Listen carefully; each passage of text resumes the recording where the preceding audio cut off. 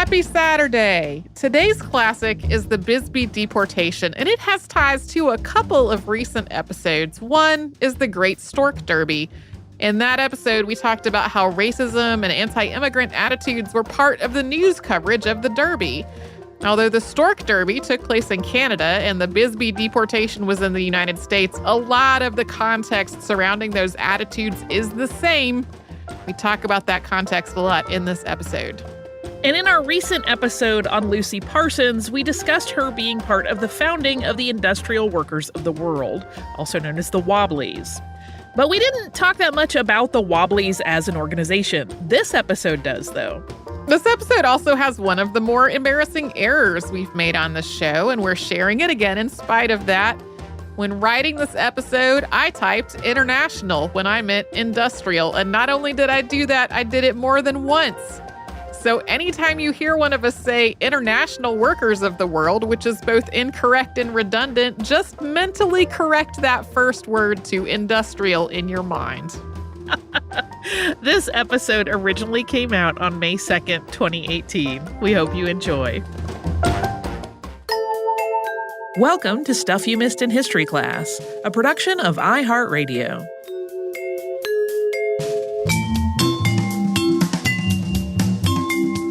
Hello and welcome to the podcast. I'm Tracy V. Wilson. And I'm Holly Fry.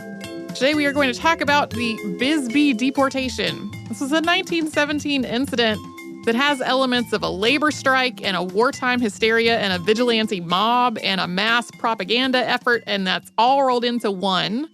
It took place in Bisbee, Arizona, which is southeast of Tucson and close to the United States border with Mexico. And it was part of a series of labor disputes in Arizona's mining industry during World War I that led to a loss of about 100 million pounds of copper.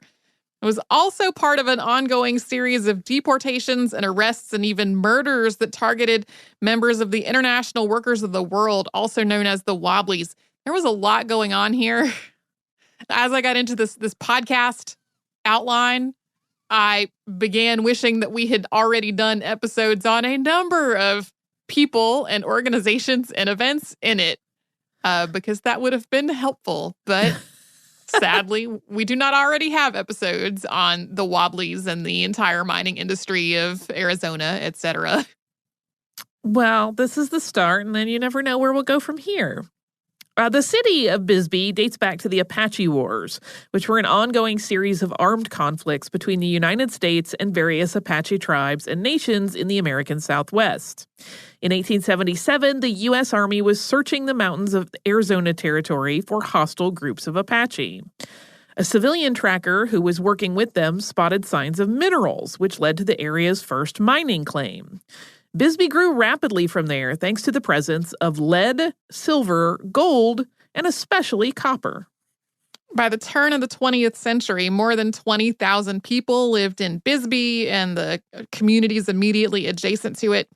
3 companies had mines in the immediate area, and together these mines employed about 5,000 people.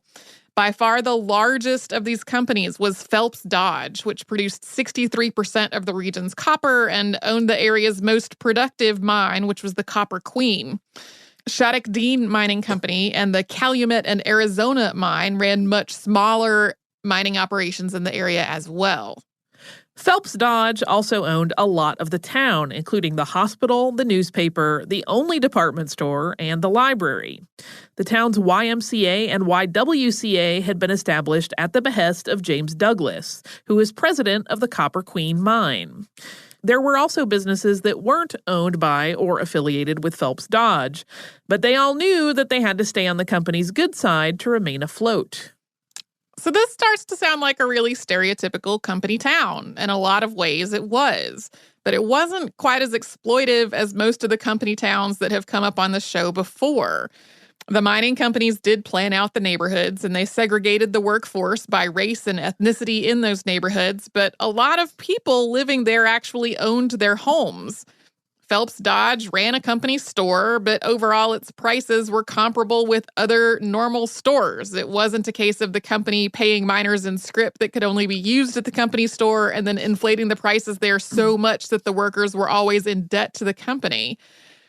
So none of this, though, was because Phelps Dodge or the rest of the mining companies were particularly benevolent.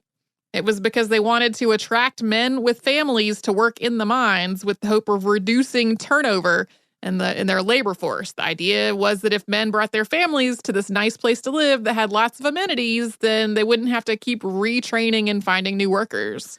Yeah, it's all a business decision. So overall, Bisbee had a reputation as a pretty good place to live and work, especially for white miners.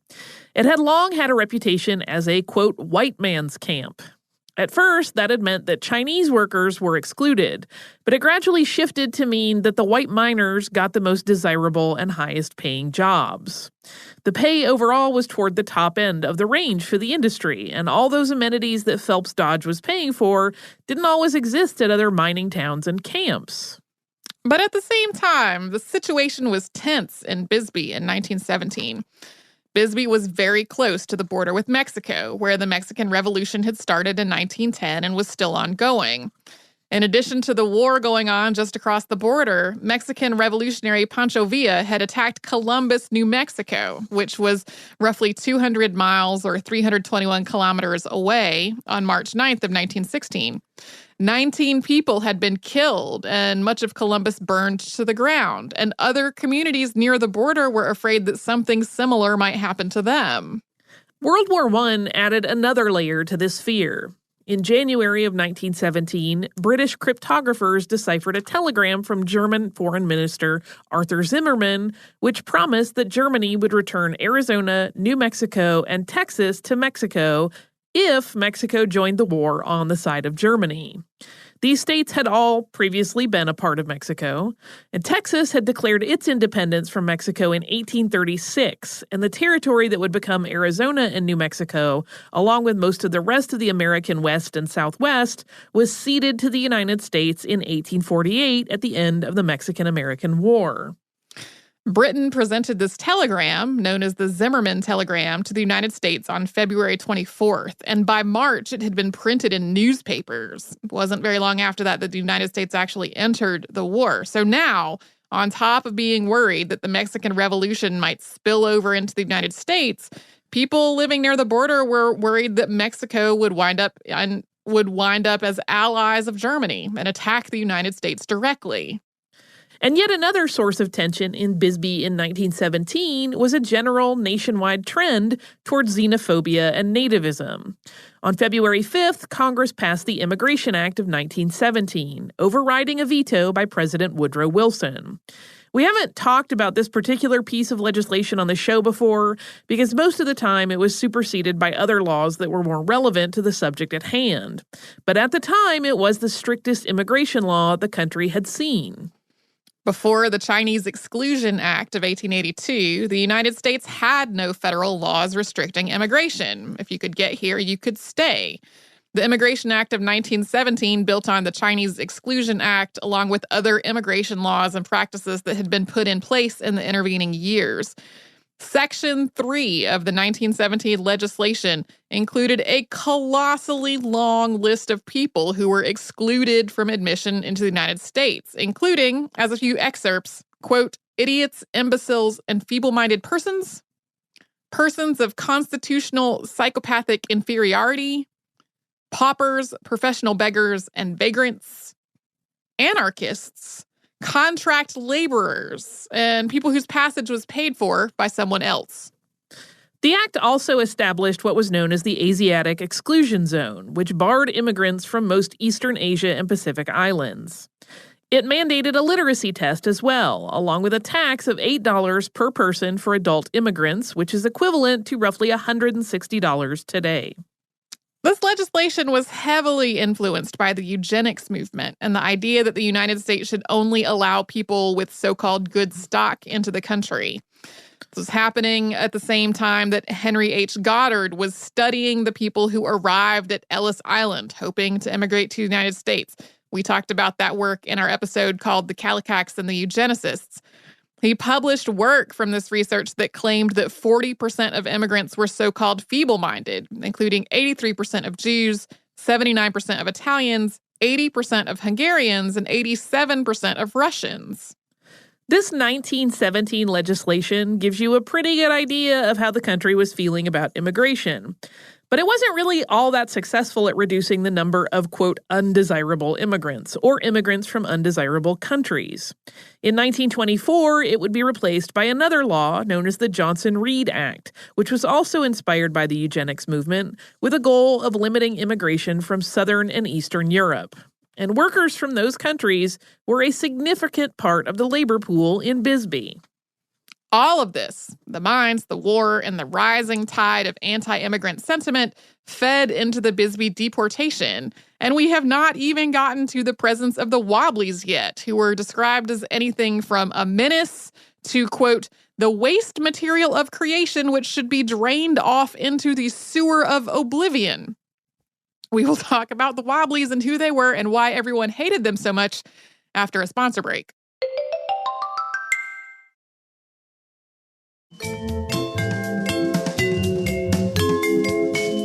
By 1917, there were two major unions representing miners in Bisbee, Arizona, and those two organizations were really tangled up in one another's histories. One was the International Union of Mine, Mill, and Smelter Workers, also known as Mine Mill, which had previously been known as the Western Federation of Miners, or WFM. The WFM had been established in 1893 and had become known for radical and sometimes violent tactics, and also for violent retaliation against the union's activities. The other was the Industrial Workers of the World, or IWW, also known as the Wobblies. The IWW was founded in 1905, and one of its founders was William Haywood, known as Big Bill, formerly of the WFM. Many of the WFM's most radical members moved over to the IWW, and by 1907, the Western Federation of Miners had denounced the International Workers of the World, concerned that the IWW's focus on revolution was overshadowing its focus on labor organization. The Western Federation of Miners' 1916 name change to the International Union of Mine, Mill, and Smelter Workers was in part to try to reverse a downward trend in its membership numbers and to further distance itself from the IWW. Meanwhile, the IWW had become one of the most notorious and least trusted unions in the country. Many of its leaders and most prominent members were socialists, and a lot of the union's rhetoric was explicitly anti-capitalist. The organization was also pacifist and against military conscription, and it was the only major union in the United States to oppose the nation's involvement in World War I. It was extremely easy for the Wobblies' opponents to characterize this socialist pacifism, especially in wartime, as anti-American and pro-German, often quoting from the organization's own publications to do it. IWW activities had been met with mass arrests, deportations, and violence throughout its history, much of it covered in the media in a heavily sensationalized way. Wobblies were decried as agitators who descended on working communities to spread chaos and unrest. In some places, law enforcement ordered that IWW members be arrested on sight and charged with vagrancy. It did not help that Big Bill Haywood had been arrested for murder in 1906 and was acquitted a year later. The mine mill union's work in Arizona went back decades, long before that name change, including an attempt to unionize the mines in 1906 and 1907. That effort involved the work of Mary Harris Jones, also known as Mother Jones, and it led to the mass firing of about 1,000 workers. Like in pretty much every industry, the whole history of unionizing was very long and complicated and full of a lot of violence and firings. The IWW, on the other hand, was newly arrived in the area, having established the Metal Mine Workers Industrial Union number 800 in 1917, one of many local chapters that it launched in the Southwest during this time. As it established all these local unions, the IWW recruited members from the mine's Mexican-American workers, along with immigrants from Mexico and Southern Europe, all of whom weren't particularly welcomed in other unions. These workers tended to be the lowest paid of everyone in the mines, and in Bisbee, Mexicans weren't even allowed to enter the mine itself and work underground. In June of 1917, the IWW went to mine management in Bisbee with a list of demands. most of them related to safety and working conditions. These included only allowing blasting inside the mines outside of regular working hours and assigning 2 men to work on each machine. They also demanded an end to discrimination against union workers and immigrants and the adoption of a flat wage system. The mine workers at the time were being paid based on the price of copper, which meant that their pay rates rose and fell over time. And the price of copper had skyrocketed thanks to the war, going from 13 cents to 37 cents a pound. But the workers who had gotten a raise in their pay thanks to that had not really felt a corresponding increase in their standard of living, because the same factors that were causing the price of copper to go up also caused a whole lot of inflation in the area where the mines were. So in a lot of cases, everything was so much more expensive that they felt like they were taking home less money. In some industries, management had made concessions to unions and workers to keep production going during the war. But management in the Bisbee mines denied all of the IWW's demands, also citing the war as a reason for turning them down. So this flat-out denial became its own grievance because the mine workers as a group felt like they didn't have a way of making their voices heard or influencing their own working conditions. The President's Mediation Commission that was convened after this whole incident actually pinpointed this as the root of the whole thing. In their report, they said, quote, "The crux of the conflict was the insistence of the men that the right and the power to obtain just treatment were in themselves basic conditions of employment, and that they should not be compelled to depend for such just treatment on the benevolence or uncontrolled will of the employers." On June 26th, the IWW called for a strike, although this wasn't actually put to a vote by any of the union's membership. Even so, thousands of workers stayed off the job the next day, either refusing to report to their own jobs or refusing to work as strikebreakers. Meanwhile, the secretary of the mine mill union encouraged strikebreaking, saying that anyone who crossed the picket line wasn't a scab because it wasn't really a legal strike. Sheriff Harry Wheeler also asked for help from federal and state authorities, but was denied because it seemed like a simple labor dispute that was proceeding peacefully. As the strike progressed over the next couple of weeks, 2 organizations sprung up in town to oppose it. One was the Workmen's Loyalty League, which was made up of mine workers who were opposed to the strike. The other was the Citizens Protective League, or CPL. The CPL was made up of prominent citizens, powerful business people, and some of the upper management at the mines. It had originally been established in the face of a previous labor dispute, and it reconvened during the 1917 strike. Soon, rumors and allegations were spreading through Bisbee and the surrounding area about the Wobblies and the strike. Some of these were picked up and disseminated through the newspaper, which, as we said before the break, was owned by the mine. People alleged that German infiltrators had made their way into the IWW and that the strike was intended to weaken the United States during the war or possibly sabotage the entire copper industry. They also reported that the IWW was planning to disrupt the city's Independence Day festivities, with the Loyalty League marching in a parade on the 4th to prove them wrong. Sheriff Wheeler started deputizing citizens of Bisbee during all of this, and eventually more than 1,000 people had been made temporary deputies. Most of them were members of the CPL. Even with these 1,000 additional untrained law enforcement people on the scene, everything was still proceeding peacefully, though. There were heated arguments, but there was no actual violence. On July 11th, Wheeler released a statement calling for the deportation of everyone involved in the strike, accusing them of treason and vagrancy and encouraging women and children to stay indoors. A very similar deportation had happened in Jerome, Arizona just a day earlier, but on a much smaller scale. After the IWW called for a strike in Jerome's mines, workers stayed off the job.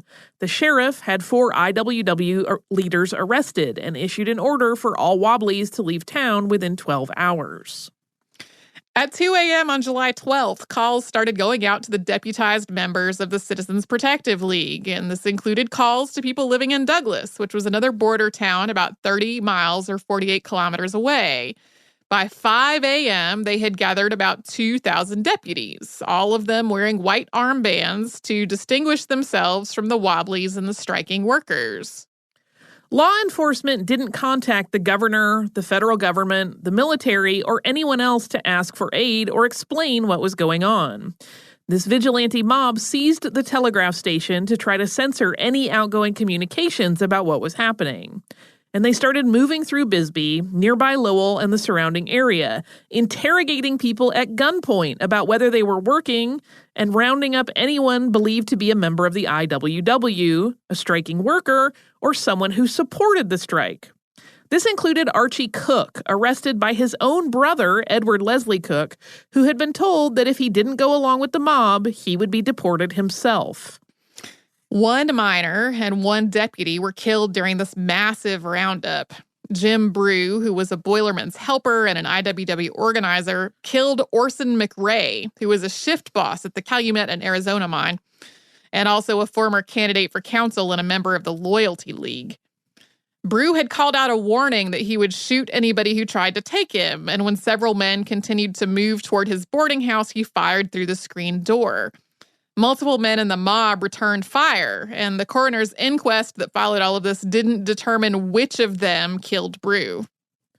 The deputized mob forced about 2,000 men to march to Warren Ballpark, where they were held in the stands until the arrival of a train provided by El Paso and Southwestern Railroad, which was a subsidiary of Phelps Dodge. Once the train arrived, the men being held were ordered to renounce the strike and return to work, or to board the train's cattle cars. In the words of deported worker Fred Watson, who had worked in the Copper Queen mine, quote, "You either put a white rag around your arm or you left town." A few hundred men, most of them not actually employed in the mines, agreed to these terms and they left. The rest were forced into 23 manure-caked cattle cars in 95-degree heat, that is 35 degrees Celsius, and then they were hauled out of town. And we're going to talk about where they went, but first we will pause and have a little sponsor break.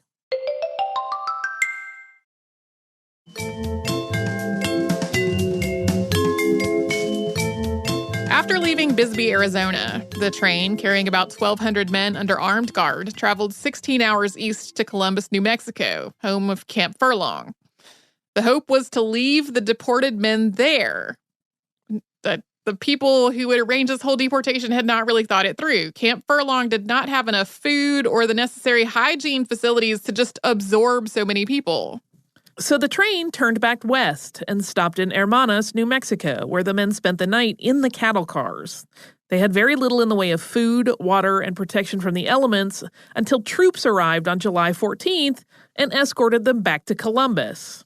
This time, the Army provided them with rations and water and tasked some of them with digging latrines, also telling them they were all free to go. They set up what was essentially a refugee camp where many of them stayed for months. Back in Bisbee, the town placed armed guards on all the roads to keep the deported workers from coming back. The city also established a kangaroo court, which continued to try and deport hundreds of people for vagrancy and other charges, most of which were pretty flimsy at best, over the next couple of months. They threatened the people that continued to be deported with lynching if they returned. Some of the men in the refugee camp got legal advice from attorney W.B. Cleary, who wrote a statement saying that they would return to work if President Woodrow Wilson nationalized the mines and provided a military escort back to Bisbee for them. But other than that, they were essentially stuck. Although they were free to go, where most of them wanted to go was home, back to Bisbee, where many of them had families and children. But Bisbee would not take them. About 200 men did leave the camp on August 5th, and most of them made their way to other cities and towns. And afterward, the Army conducted a census of everyone who was left. They found that there was no truth at all to the idea that the Wobblies had been infiltrated by huge numbers of Germans. Of the nearly 900 men left in camp, only about 20 were German. Most of the deported men were immigrants, but 167 described themselves as Americans. There were also 229 Mexicans, 179 immigrants from various parts of the Balkans, 67 Irish, and 32 British, along with smaller numbers of people from a very long list of other countries. Almost 800 of the men in the camp said that they owned property. At first, public opinion was in favor of all of this, particularly in mining communities. A publication from the Arizona chapter of the American Mining Congress published not long after describes it as an accomplishment, praising the sheriff and citizens of the county for, quote, removing 1,192 enemies of the government, disloyal citizens from the state, a proceeding probably without precedent in the history of the country in point of the number of men handled and the celerity and thoroughness with which the work was accomplished. But at the same time, various people and organizations were trying to negotiate with the mines in the city of Bisbee. One of these was former Arizona Governor George W.P. Hunt, who had been a big supporter of organized labor throughout his time in office. A disputed 1916 election had gone to his opponent, Thomas E. Campbell, by order of the Arizona Supreme Court. Another court decision would eventually put Hunt back in office. But in the meantime, he was acting as a mediator in the Bisbee dispute, along with other labor disputes that were going on in Arizona. This was part of a whole lot of strikes and disputes, especially in the mining industry. He was doing this at the request of President Wilson. The Arizona Federation of Labor also contacted President Wilson in August to ask for help for the deported miners. But Wilson was reluctant to take action. He'd been close friends with Cleveland Dodge of Phelps Dodge Mining Company for years. When the Arizona Federation of Labor made its request, Wilson replied that he was, quote, loath to believe that genuine representatives of the Federation of Labor would send me a message containing so unjust and offensive an intimation. I'm just going to say it was not unjust and offensive. It was correct. Hunt later sent Wilson a full report of what had happened, and he sent a copy to the Department of Labor as well. And in this report, he pointed out that a lot of the people involved were still stuck in Columbus because all they wanted was just to go home and have their basic rights restored. After receiving Hunt's report, Wilson established a mediation commission to investigate what had happened and advise on a resolution. Felix Frankfurter, the Assistant Secretary of Labor, was one of its members. As the commission was conducting its investigation, the governor instructed the Citizens Protective League to disband their kangaroo court and put the city back into normal operations. The Mediation Commission released its report in October, and the report found that the Bisbee deportation had been illegal and that no one could substantiate their claims that the Wobblies and the mines had been infiltrated by Germans. They also noted that nobody who made that claim could even really say where they had come by that information in the first place. Instead, the commission found that the deportations were motivated by fear, not by actual danger.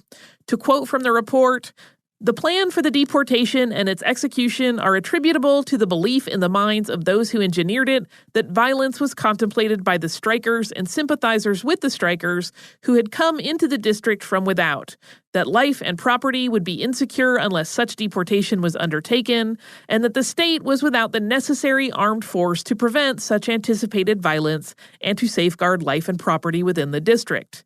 This belief has no justification in the evidence in support of it presented by the parties who harbored it. The report also strongly criticized the use of repressive tactics to deal with such labor unrest, calling it, quote, the source of much bitterness, turns radical labor leaders into martyrs, thus increasing their following, and worst of all, in the minds of the workers, tends to implicate the government as a partisan in the economic conflict. Later on, this document continued, quote, too often there is a glaring inconsistency between our democratic purposes in this war abroad and the autocratic conduct of some of those guiding the industry at home. This inconsistency is emphasized by episodes such as the Bisbee deportations. In the aftermath of the deportation, the Department of Justice ordered the arrests of 21 Phelps Dodge executives and several local leaders of Bisbee. But it was eventually determined that no federal law had been broken, so there was nothing to charge them with in federal court. The first federal interstate kidnapping law was the Lindbergh Law, which was not passed until 1932, after the kidnapping and murder of Charles Lindbergh's son. Yeah, if there had been a federal kidnapping law before these deportations, it clearly would have applied because the men were literally forced into a train and then taken across state lines. Even though no federal charges could be filed, the Department of Justice recommended that Arizona prosecute any violations of state law. Several of the men had also been drafted while they were stuck in that refugee camp, which meant that the deportation had run afoul of the selective draft law. So the Department of Justice advised Arizona to pass that part along to the Secretary of State. The Department of Justice also advised that the aspects of the deportation that interfered with interstate communication, like taking over the telegraph office, be directed to the Interstate Commerce Commission. In 1919 and 1920, thousands of documents were filed in Cochise County Superior Court in the case of State of Arizona versus Phelps Dodge Corporation, which also named 224 individual men as defendants. But only one of these ever came to trial, H.E. Wooten, who owned a hardware store. It's not really clear why, out of everyone, Wooten was the only person who was tried, but he was ultimately acquitted. His defense was that he was following the, quote, law of necessity. And here is how the jury foreman described it afterward. Quote, "The verdict of the jury is a vindication of the deportation, if not in the legal sense, at least in the moral sense. No man could listen to the evidence adduced during the trial without feeling that the people of Bisbee were in imminent danger, and that if their fears were ungrounded, yet they were apparently real and pressing. The essence of the law of necessity, as explained and laid down to the jury by Judge Pattee, is that it protects a man in his invasion of the rights of others when his fear for his own safety or welfare is great enough to force him to a drastic step. That this fear does not have to be a fear of really existent dangers, but only of apparent danger when the appearance of that danger is so compelling as to be real to him that views it." I feel like this is still a defense we see in use all the time. Oh, yes. I was scared, and even though that fear was not founded in anything, I have the defense that I was scared. As for the miners and their supporters, A. Stewart Embry was tried in Tucson and found not guilty of incitement to riot. But the Wobblies as a group became a target on a more national scale. On September 5th, 1917, the FBI raided every IWW office in the nation over the span of about 24 hours. Hundreds of IWW leaders were tried on charges of espionage. Every defendant was found guilty after less than an hour of deliberation.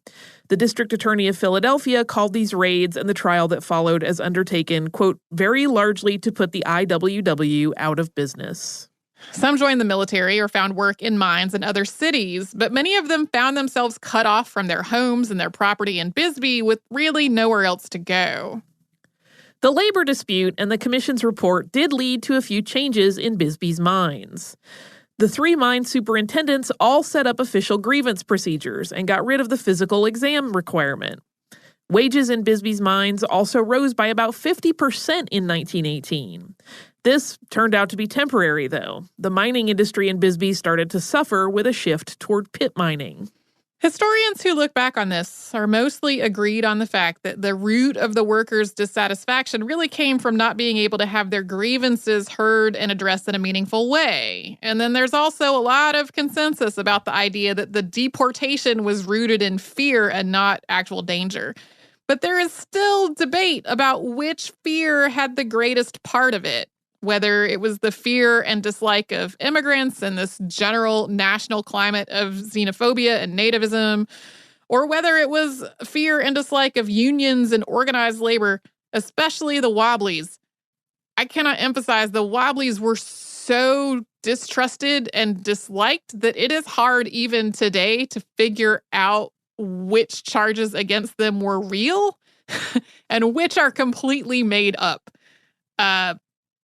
Like this massive trial that took place that we referenced earlier included just like it's often described as a show trial and not like an actual methodical investigation. And a lot of the people that were sentenced and went to prison were people who hadn't been involved in the organization in years. The whole huge thing that involves Kennesaw Mountain Landis, who is a person that has been on my short list for an episode for a really long time. So maybe at some point we will get to this Wobbly trial. It reminds me of the Palmer raids in a lot of ways, like this whole incident and that whole trial. Like, I think there are people that feel like it's sort of a set a precedent for the Palmer raids.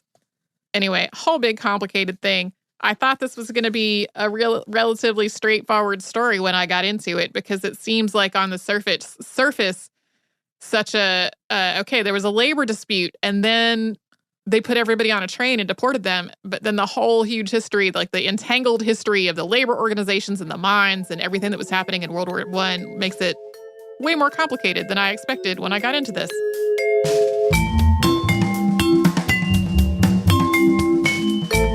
Thanks so much for joining us on this Saturday. Since this episode is out of the archive, if you heard an email address or a Facebook URL or something similar over the course of the show, that could be obsolete now.